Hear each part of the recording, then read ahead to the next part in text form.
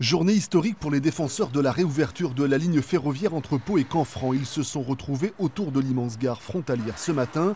Gouvernement d'Aragon, représentants de la Commission européenne et bien entendu la Nouvelle-Aquitaine, réunis pour officialiser le soutien européen à ce projet. Je discute avec M. Reuters, qui est le directeur des transports à l'échelle européenne. Il est bluffé et de la beauté du paysage et de cette réouverture d'un chantier magique, du patrimoine, qui est un peu un chantier héroïque. Aragon et Nouvelle-Aquitaine ont obtenu l'aide souhaitée. L'Europe s'engage à financer 50% des études, soit 7,5 millions d'euros. C'était le levier indispensable pour poursuivre le combat pour la réouverture.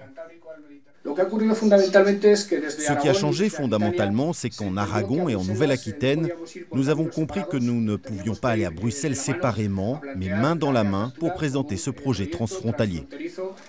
Une signature officielle qui conforte très largement le projet. À entendre le directeur transport à la Commission européenne, il a toutes les chances d'aboutir désormais. Ces études vont courir jusqu'à fin 2020.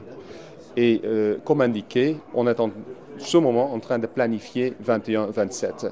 Si, comme indiqué par les gestionnaires du réseau, les travaux vont prendre 3 ans, on peut vraiment prévoir que cette ligne se réalisera et sera à nouveau mise en service en 24 ou 25.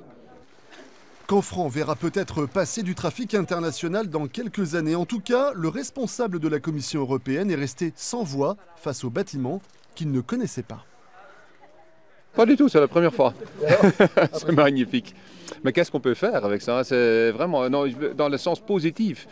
Qu'est-ce qu'il y a à faire ici, hein? Pau-Canfranc, une réouverture estimée entre 400 et 500 millions d'euros qui est plus que jamais sur de bons rails.